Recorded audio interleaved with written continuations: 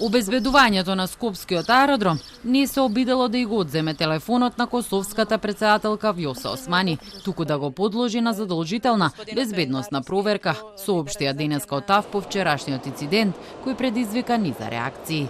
Согласно протоколите, сите патници, нивниот багаж и предмети со кои патуваат на комерцијален лет, како во овој случај, мора да имаат безбедносен преглед, а доколку тоа не се случи, пилотот на летот нема да му дозволи на патникот да влезе во авионот. Виенската конвенција за дипломатски односи ги ослободува од безбедносен преглед само официјалните гости на владата на Република Северна Македонија, а операторот на аеродромот добива официјално известување за таквите изземања од Министерството за внатрешни работи. Насоките што ги доби нашиот оддел за обезбедување од страна на одделот за заштита на одделни лица и објекти јасно кажуваат дека членовите на делегацијата мора да поминат стандардна безбедносна проверка во согласност со утврдените процедури.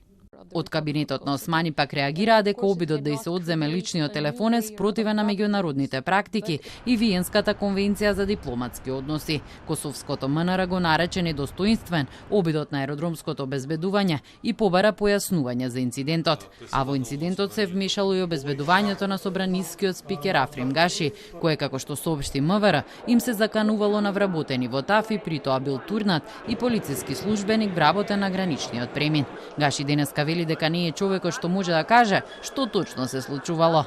Јас само интервенирав во делот да се смират ситуациите, да не се направи дипломатски инцидент и мислам дека заврши како што треба. Ако имало пречекорување или некој ги пречекорил своите овластувања, секако секој кој да го направил тоа треба да одговара.